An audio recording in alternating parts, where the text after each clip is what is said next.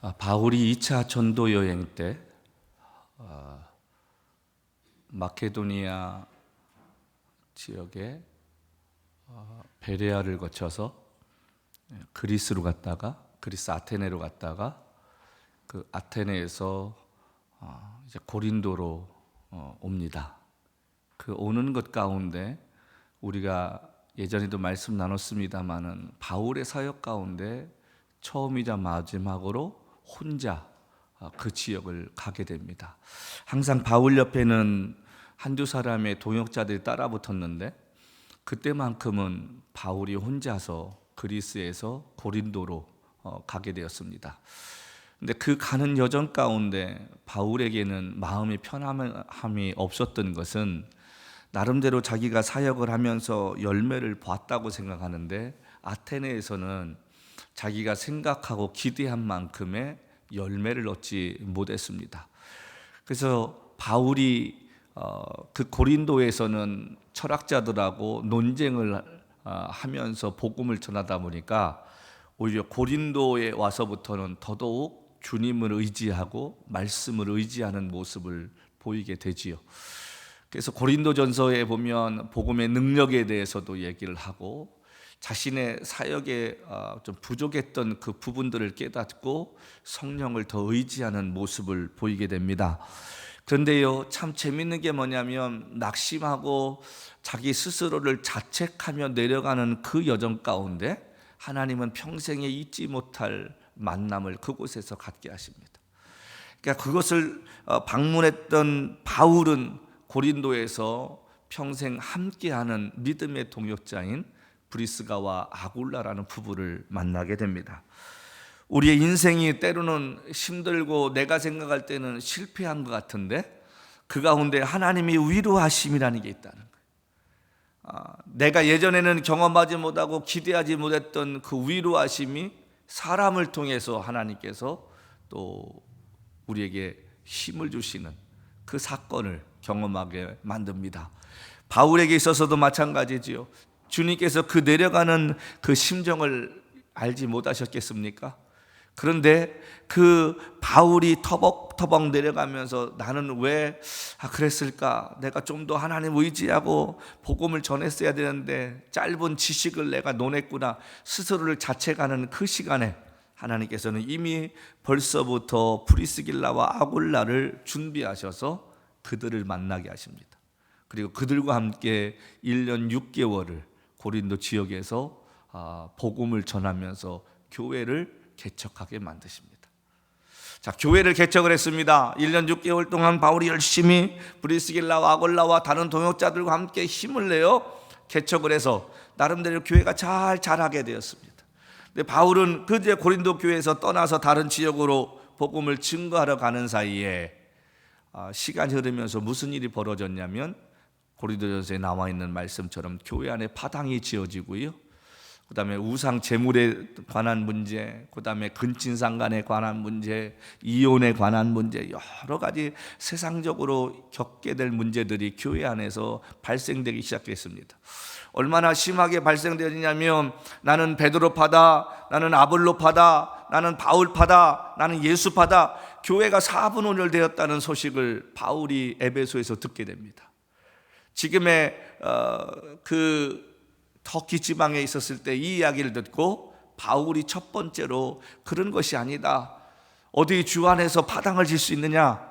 오직 예수 안에서는 하나고 바울도 또 베드로도 아볼로도 다 주님의 일꾼들이기 때문에 오직 예수 그리스도 한 분만 바라보면서 너희가 세상 사람들도 그렇게 안 하는데 교회에서 그렇게 하면 되겠느냐? 책망 어린 이야기로 써낸 편지가 고린도전서입니다. 근데 그 편지를 디모데를 통해서 보내고 나서 이제 바울이 생각할 때 해결되겠지 했는데 해결이 안 된 거예요. 그 두 번째로 누굴 보내냐면 디도를 보냅니다. 디도를 보내면서 우리가 마케도니아 대사령관에서 만나자. 그리고 와서 이제 기다리는데 소식이 안 오는 거예요. 근데 신학자들은 그 사이에 바울이 두 번째 고린도를 방문했었다라고 이야기합니다. 그리고 갔다 와서 바울이 지금은 우리 손에는 없지만 자신의 답답한 심정과 또 주님 앞에 애절한 마음을 가지고 눈물 어린 편지를 쓴 것이 두 번째 편지, 눈물의 편지였다고들 이야기합니다. 그리고 세 번째 보낸 게 고린도 후서라는 이 편지라는 거지요. 중요한 것은 디모데가 갔다 왔는데 좋은 결과가 없었습니다. 그 디도 목사를 다시 보냈습니다. 다시 보내고 나서 바울이 이제 마케도니아에서 그를 기다리기 시작했습니다. 얼마나 그 심정이 답답했겠습니까? 또 조마조마했겠습니까? 디모데도 보내고 자기도 갔다 왔는데 고린도 교회가 너는 누구냐? 네가 하나님의 사도 아니지 않느냐? 사람들이 너를 가짜 사도라고 이야기한다. 우리는 너를 믿지 못하겠다. 사도 바울은 사람들을 현혹시키는 사람이다. 이런 소문이 들리는데 무엇이 진짜 너의 정체냐? 이렇게까지 사도권까지 막 밀고 들으니까 사도 바울이 얼마나 답답했겠습니까?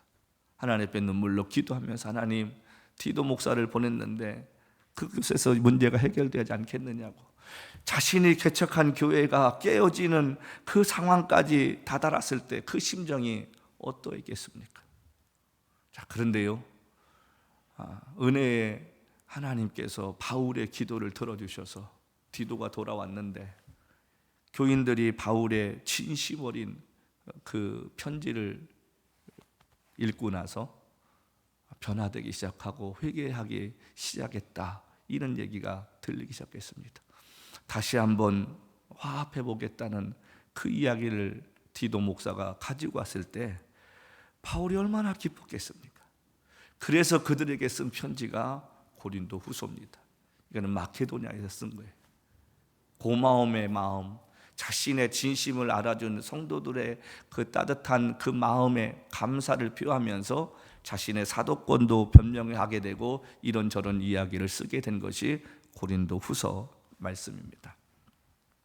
자, 그런데요, 중요한 것은 이 고린도 후서 1장을 써 내려가면서 우리가 읽은 3절부터 11절까지 위로라는 이 단어가 10번 나옵니다.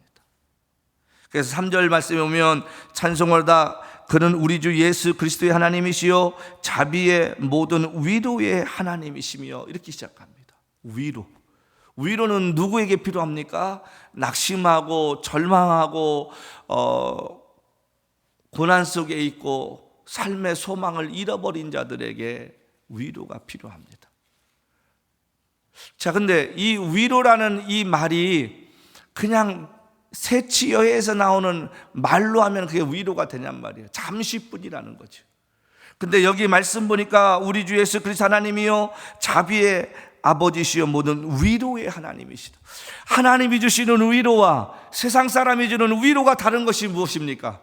사람들이 주는 말은, 사람들이 우리에게 한다고 하는 그 위로는 잠시뿐입니다. 문제의 해결이 없어요.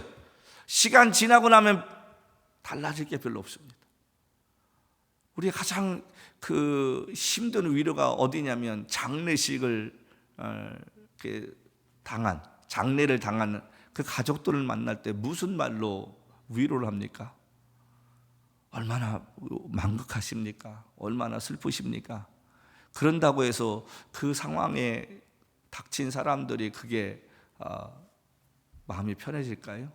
자, 그런데 하나님께서 상을 당하는 가운데서 우리 안에 주시는 그 평안함을 느끼면 여러분 슬프지가 않습니다. 두렵지가 않습니다. 저희 어머님이 돌아가시기 전에 제가 3년 동안 할 수 있는 대로 최선을 다해서 한국을 방문했습니다.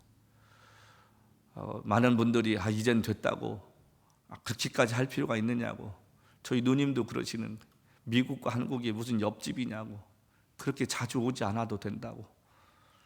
여러분 생각해 보십시다. 부모에게 무엇을 한들 부모가 자식을 위해 쏟아부으셨던 사랑에 대한 보답이 얼마나 되겠습니까?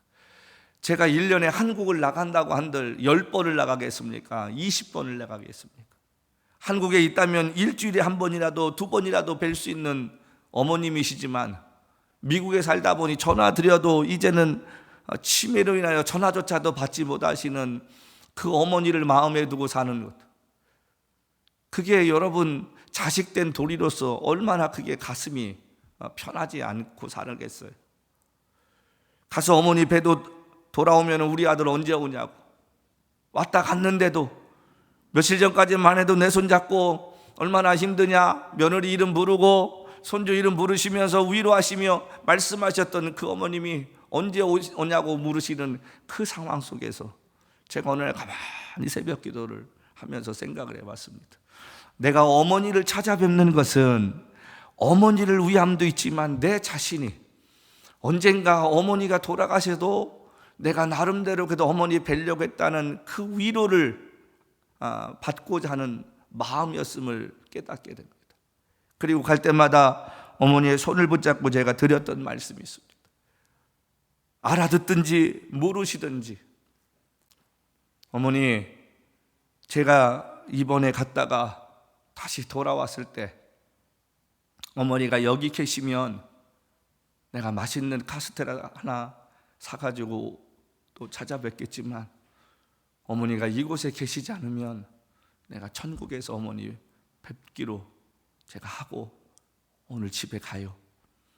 늘 그런 말씀 드리고 손을 붙잡고 왔는데, 정말 어느 날 저희 여동생이 저에게 어머니 돌아가셨다는 이야기를 들려줬을 때는 눈물이 나지 않더라고요. 눈물이 나야 되는데 눈물이 안 나는 거예요. 아쉬운 것이 그 몇 개월 전에 한 번 더 가고 싶었을 때 내가 왜 못 찾아뵈었을까? 그리고 저는 저희 어머니 입관조차도 보질 못했습니다. 마지막 한 줌의 죄로 남으신 그 어머니를 이렇게 저희 누님이 항아리로 담으셔서 납골당에다 집어넣는 그 상황을 보면서 제가 마음으로 그랬습니다. 어머니, 이제는 제가 이곳에 올 이유가 없을 것 같아요. 여러분, 제가 그곳에 찾아간다고 그 납골당에 있는 어머니가 살아나십니까? 무덤에 찾아간들 무덤이 열리고 부활하나요? 그렇지 않잖아요. 그러면서 제가 돌아오면서 그런 마음을 가졌습니다. 하나님, 더 고통받지 않고 데려가심에 감사하다고. 그리고 그날 저녁에 집회했던 기억이 납니다. 바울에게 있어서 지금 이 디모데의 얘기를 듣고 얼마나 그의 마음이 기뻤겠습니까? 그래서 바울이 이야기하는 것, 모든 위로의 하나님이시다. 우리의 삶 가운데 어떤 형편의 어려움이 있다 할지라도 우리 하나님이 위로해 주시면 그 문제가 해결될 줄로 믿습니다. 사람이 아니라 모든 자비의 하나님이신 우리의 하나님께서 우리의 어떤 형편에 있던 마음을 위로해 주시면 그것이 참된 위로가 될 줄로 믿습니다. 이 아침에 여러분 마음 가운데 어떤 기도의 제목, 또 어떤 걱정거리가 있는지 모르지만 우리 하나님께서 주시는 위로함이 임하는 은혜가 있기를 주님으로 부탁합니다. 축복합니다.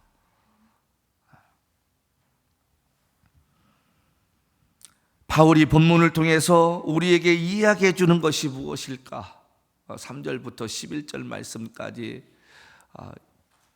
고린도 교회를 향해서 말씀한 거지만 오늘 사는 우리에게 주는 교훈은 무엇일까?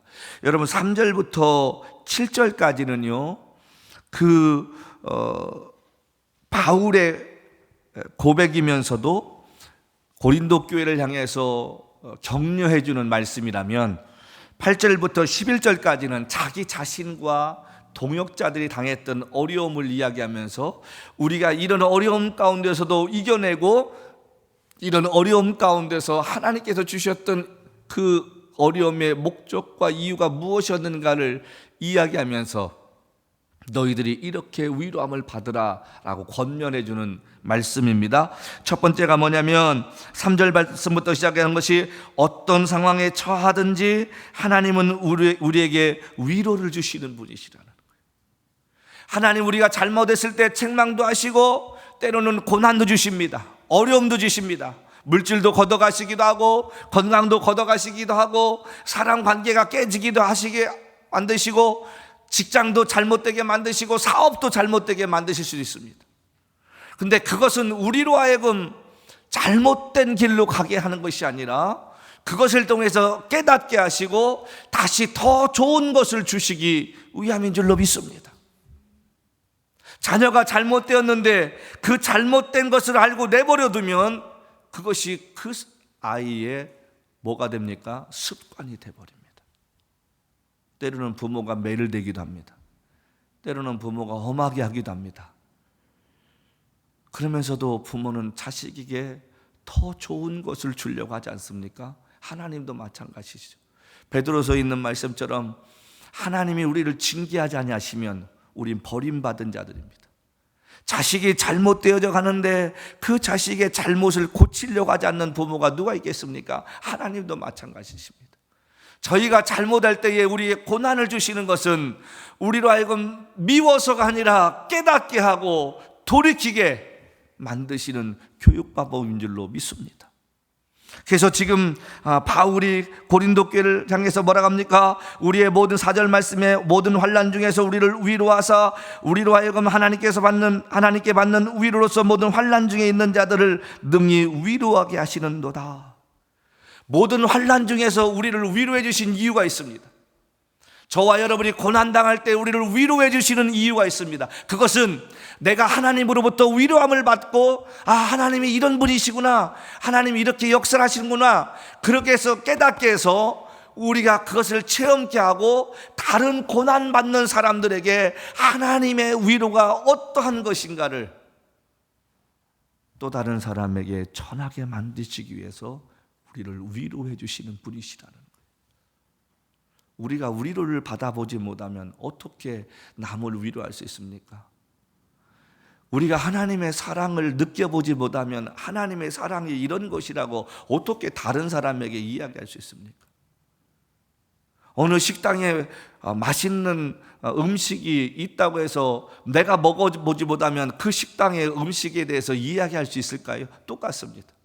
우리가 하나님께로부터 위로를 받아봐야 그 위로하심이 얼마나 귀하고 그 위로하심이 우리로 하여금 다시 일어날 수 있는 힘을 주는가, 그거를 다른 사람에게 자신 있게 이야기할 수 있습니다. 제가 바울의 사역을 가만히 보면서요, 바울이 다른 사람을 보기에 예수에 미쳤다, 세상 모든 것 다 버리고 오직 예수를 위해 저렇게 미쳐 살 수 있을까라고 이야기하는 이유가 무엇이었을까? 바울은 자기 자신이 예수님께로부터 용서받은 것이 얼마나 이게 큰 은혜고 기쁨인가를 가치를 알았기 때문에 그런 거예요. 똑같은 목사라고 해도요, 고난을 많이 당했다가 하나님의 은혜로 사역을 하는 사람과 평탄하게 그냥 순적하게 목사가 되어서 목회하는 사람의 메시지는 분명히 다릅니다. 어쩌면 고난 가운데 하나님의 은혜를 체험하고 그 고난 속에서 자기 자신을 일으켜 세워주신 그 목사의 설교는 더 애절할 수 있다는 것입니다.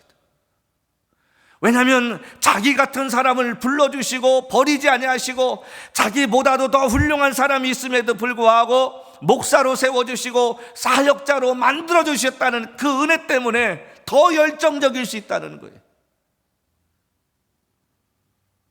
사람도요, 많은 고난을 겪으면서 자수성가한 사람하고요, 부모의 덕 때문에 평탄하게 그냥 살아온 사람의 말이 다릅니다. 행동이 달라요. 포스가 달라요. 고생해보지 않은 사람은 상대방을 별로 배려하지 않습니다. 말도 쉽게 해요. 제가 그래서 나이 들면서 느끼는 거, 친구는 다가오는 게 아니라 만들어지는 겁니다. 내가 희생하고 노력하고 내 것을 나누어 줄 때 친구가 생기는 거지, 이기적으로 살면 서로 알 수는 있을지 몰라도요, 절대로 속 있는 얘기 나눌 수 있는 가까운 사람이 되지 못합니다. 제가 미국 와서 살면서 제일 힘들고 어려운 것이 뭐냐고 물으면 속 있는 얘기를 나눌 수 있는 사람이 없다는 거예요. 솔직하게는 영적인 얘기를 나눌 수 있는 사람이 없다는, 교만함이 아닙니다. 정말 우리가 다시 오실 주님을 기대할까? 그 다음에 하나님을 두려워하는 마음으로 살까? 정말 하나님이 살아계심을 믿고 심판하심과 상 주실 하나님을 믿고 살까? 의아하게 생각하는 분 참 많아요. 제가 이번에 도미니카 선교 준비 때문에 갔다 오면서요, 너무 감사한 것 중에 하나가, 지난번에도 그랬습니다만 사실 이번에는 완전히 책임자를 만나서 이제 날짜까지 다 정하고 시간까지 정하고 왔어요. 그러니까 마지막으로 이제 모든 경비적인 문제도 저희가 다 알아야 돌아와서 이 액수 가지고 우리가 행사를 치를 수 있을까 없을까를 생각해야 되지 않겠습니까? 아무리 적게 들어도 운동장 사용하고 뭐 음향 장비 사용, 우리 같은 스피커가 아니라 정말 대용량의 스피커하고 무대하고 조명 세우고 또 이게 쇄골로 이게 빔을 만들어 가지고 천장도 세우고 이렇게 해야 되는데, 가면서 적지 않은 돈이 들 거라고 생각을 했는데, 제가 가면서 그런 기도했습니다. 하나님, 돈 많이 나오면 안 한다고 할 겁니다. 목사들이 왜 여기에 돈 이렇게 쓰느냐고 할 텐데, 하나님 꼭 이곳에 선교 집회를 한번 하고 싶습니다. 하나님이 은혜를 주었으면 좋겠습니다. 그리고 기도를 하고 다음날 실무자들을 만나서 이야기를 하는데 저희가 그냥 나가 자빠졌습니다. 저희가 생각할 때 운동장 사용료가 모대도 한 5만 불 넘겠다. 이틀 동안 사용하려면 아침부터 시작해서 또 그 악기를 지키려면 또 가드들도 필요하잖아요. 그거 다 동원해서 하려면 이 많은 돈을 어떻게 해야 될까 고민했는데, 저희가 이제 마지막에 얘기 다 나누고 날짜 이제 정하면서 그럼 경비는 어떻게 되냐, 사용료 어떻게 되냐 그랬더니 현재 기독교 협회 목사님께서 하시는 말씀이 이틀 동안 사용료 200불만 내라고. 여러분 말 됩니까? 그럼 의자는 4,000개 깔아야 되는데 이틀 동안 얼마면 되겠냐고 했더니 800불이면 된다고. 그래서 이것저것 다 해가지고 경비가 총 얼마 드는가 이렇게 따져봤더니 6,000불밖에 안 되는 거예요. 여러분 4,000명이 모이는 장소를 빌려서 집회를 하는데 6,000불 들어가, 거저 아닙니까? 그래서 제가 솔직하게 그 목사님들 그랬어요. 야, 우리는 10만 불 넘을 거라고 생각을 하고서 이걸 어떻게 해야 되나 걱정하고 왔다. 그랬더니 그 목사님이 웃으시는 거예요. 여기 시장이 내 친구라고. 그러니까 잘 얘기해서. 그럼 홍보는 어떻게 하냐? 포스터도 해야 되고 플랜카드도 해야 되고 또 우리가 다 하겠다고. 그럼 우리는 할 게 뭐가 있냐? 기도하고 악기 개인 것만 들고 오면 되겠다고. 제가 그 얘기를 가만히 들으면서요, 무슨 생각하냐면, 바울이 드로아에서 어디로 가야 될까 모를 때에 마케도니아 사람이 와서 우리를 도우라. 야, 이거 전혀 우리가 생각지도 않았는데 하나님이 이렇게 하시는 거 보면서 그 먼 거리 날아가는 우리의 마음을 위로해 주시는데, 회장 목사님하고 전직 회장님하고 가만히 끝나고 나서 그냥 웃기만 했어요. 이게 가능한 일이냐고. 여러분, 하나님께서 주시는 위로함에는 기쁨이 있습니다. 하나님이 주시는 위로함 속에는 평안함이 있습니다. 하나님이 주시는 위로함 속에는 두려움이 없는 줄로 믿습니다. 지금 바울이 이야기하는 게 뭡니까? 너희가 위로를 받는 것은 환난 중에 있는 다른 사람을 위롭게 하시는 하나님의 은혜라는 거지요. 그러면서 5절 말씀에 그리스도의 고난이 우리에게 넘치는 것 같이 우리가 받는 위로도 그리스도로 말미암아 넘치는도다. 할렐루야. 이런 은혜를 갖고 사는 우리가 되었으면 좋겠습니다. 우리가 누군가를 위로해 주는 그 참된 목적이 무엇입니까? 그것은 다시 그 사람으로 하여금 일어날 수 있는 용기, 힘을 얻게 만드는 것입니다. 코로나를 거치면서 많은 분들이 낙심합니다. 목회의 용기도 잃어버렸다고 말합니다. 교인들은 살아가야 할 힘을 잃어버렸다고 말합니다. 무엇을 어디부터 다시 시작해야 할지 모른다고 이야기합니다. 우리가 다시 일어날 수 있는 힘과 용기를 얻어보려고 했습니다. 그러나 그 힘과 그 용기는 하나님께로부터 올 때 거기서 다시 일어날 수 있는 능력이 될 줄로 믿습니다. 사람이 주는 것이 아니라 손에 잡히는 것 없고 눈에 보이는 것이 없어도 하나님이 마음으로 힘을 주시고 용기 주시고 위로 주시면 다시 일어날 수 있는 줄로 믿습니다. 그 은혜가 우리에게 필요한 거 아닙니까? 우리가 어려움 당할 때 어려움 때문에 힘든 것도 있지만 가장 어려운 것이 뭡니까? 나를 도와줄 사람이 없다고 생각하기 때문에 그래요. 주위를 돌아봐도 누가 나를 도와줄까? 내가 이런 사업 아이템 있는데 누군가가 돈만 조금만 도와주면 될 것 같은데 아무도 없는 거예요. 자기 혼자처럼 느껴지는 거예요. 고독함이. 그것 때문에 사람들이 다시 일어나지 못합니다. 사람이 주는 위로만에는 분명히 한계가 있습니다. 그러나 하나님이 주시는 참된 위로는 우리에게 일어날 힘과 함께 다시 무엇인가를 시작할 수 있는 도움을 주실 줄로 믿습니다. 두 번째 바울이 우리에게 이야기하고 싶은 것은 고난 그 주시는 이유는 하나님만 의지하게 만들기 위함이라는 것입니다. 우리 6절 말씀 보십시다. 우리가 환난 당하는 것도 너희가 위로와 구원을 받게 하는 것이요 우리가 위로를 받는 것도 너희가 위로를 받게 하는 것이니 이 위로가 너희 속에 역사하여 우리가 받는 것 같은 고난을 너희도 견디게 하느니라. 너희를 위한 우리의 소망이 견고함은 너희가 고난에 참여하는 자가 된 것 같이 위로에도 그럴 줄 안다. 이 말이 무슨 말이냐면 우리가 수고하고 노력하고 애쓰는 것은 우리의 고난 때문에 너희가 위로받고 힘을 얻었으면 좋겠다. 그러면 7절 말씀에 너희를 위한 우리의 소망이 무슨 말이냐면 고린도 교회가 어렵고 시험당하고 지금 당파로 나눠지게 되고 깨어질 것 같은 그런 가운데서도 다시 일으키실 하나님, 고린도 교회를 회복시키실 하나님, 성도의 마음을 하나로 만드실 그 하나님에 대한 소망의 견고함은 흔들리지 않는 것, 의심치 않음은 예수 그리스도의 고난을 통해서 우리에게 위로 주신 것처럼 너희도 그리스도의 고난에 참여하여 또다 하나님께서 다시 회복의 은혜를 주실 것을 믿기 때문이라는 사실입니다. 우리가 하나님을 믿습니까? 하나님이 우리를 믿어주십니까? 우리는 착각합니다. 우리가 하나님을 믿는 것처럼 착각합니다. 아니요. 우리는 하나님을 때로는 너무도 안 믿습니다. 하나님이 우리를 믿어주시는 거예요. 7번 넘어져도 8번째 일으키면 제가 나를 위해 어떻게 살 것인가를 믿어주셨기 때문에 저와 여러분을 포기하지 않은 줄로 믿습니다. 우리 믿음이요? 내가 원하고 바라는 것 이루어지지 않으면 언제든지 등 돌리지 않습니까? 언제든지 교회 떠나지 않을까요?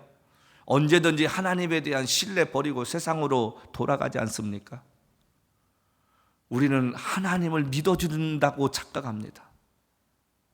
하나님이 우리를 믿어주시기에 독생자 아들이신 예수를 이 땅에 보내주시고 죄를 구원시키면 제가 나를 위해 무엇인가 할 거야. 그 믿음 때문에 오늘 여기까지 우리의 손을 놓지 않으신 줄로 믿습니다.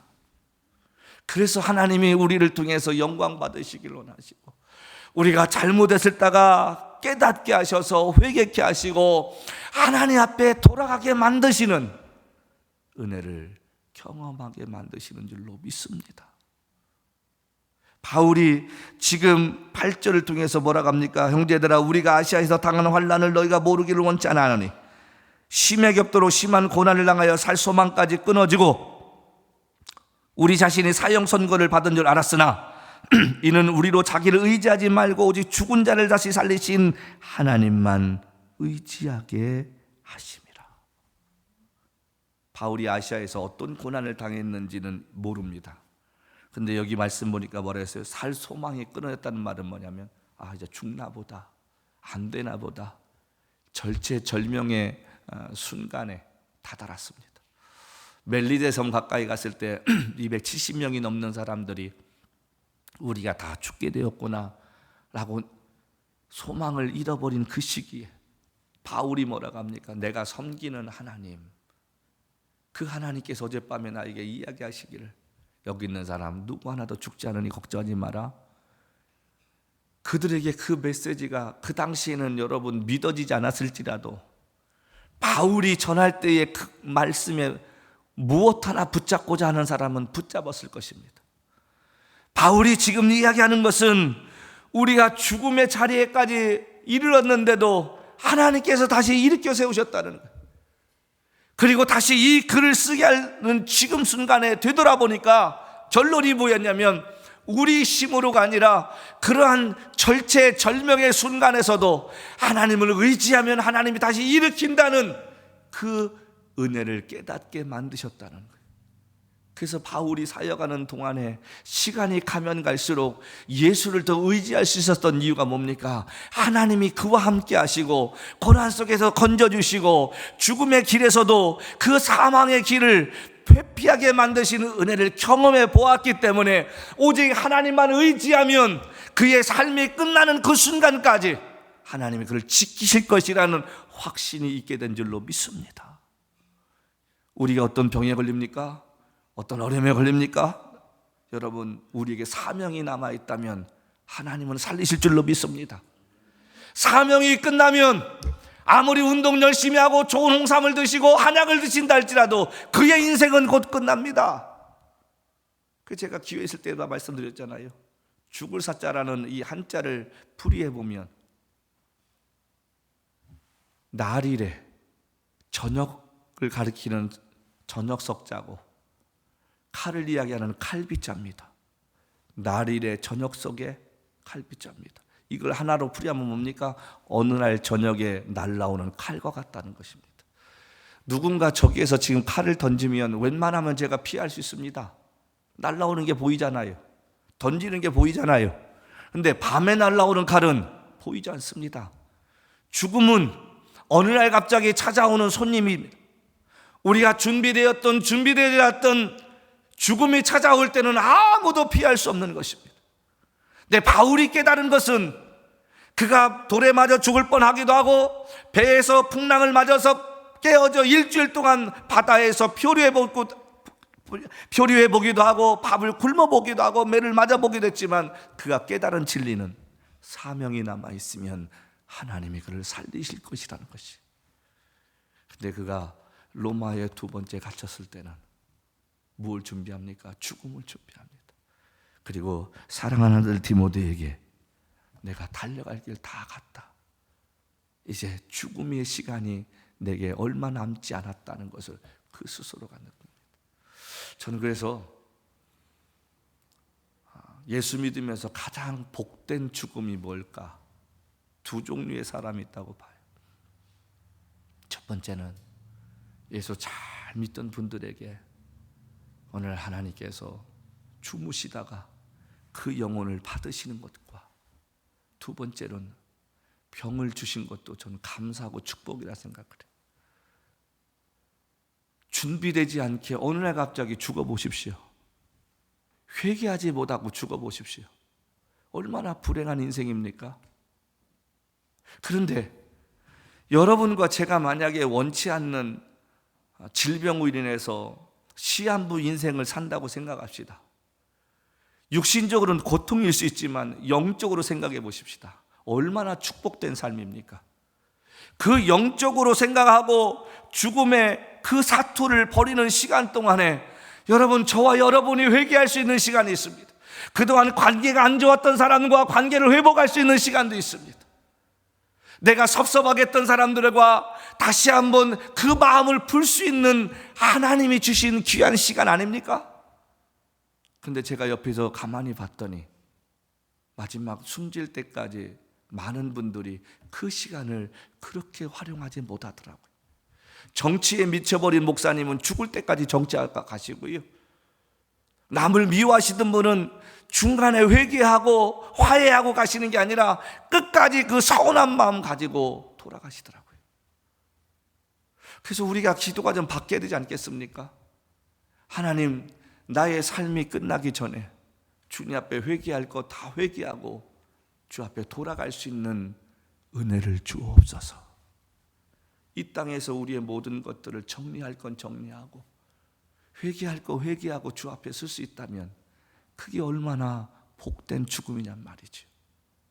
바울이 지금 이야기하는 것은 우리가 살 소망까지 끊어졌을 때는 낙심하고 원망스럽기도 했을지 모르지만 지금 생각해 보면 그것이 하나님만 의지하게 만드는 교육이었는데 하나님을 의지했더니 하나님께서 살리셨다는 그 이야기입니다. 하나님께서 우리에게 어려움을 주시는 가장 큰 목적은 하나님만 의지하게 만드는 것입니다. 그래서 많은 분들이 간증하잖아요. 사업할 때 자기의 머리와 능력으로 할 때는 잘 나가다가도 망했지만 그것을 깨닫고 나서 그가 하나님만 의지했더니 하나님께서 그에게 더 좋은 것으로 주셨다는 사실을 말이죠. 몇 년 전에 돌아가신 이희돈 장로라는 분이 계십니다. 워싱턴 장로교회 장로님이셨는데 무너졌던 쌍둥이 빌딩 그 무역센터 세계 부총재였습니다. 미국에서 아무 때든지 대통령을 만날 수 있는 몇 안 되는 인물이었습니다. 그분이 무슨 여기서 잘하신 분도 아니에요. 제가 알기로는 한국에서 대학을 마치고 이곳에 유학 왔다가 그곳에 발탁되어서 세계 무역센터 부총재가 되었습니다. 전 세계 어디를 가든 주일 전에 제트기를 타고 돌아와서 예배 마치고 다시 일을 보러 갈 만큼 철저하게 교회를 사랑하시고 자신의 역할을 하셨던 분이셨어요.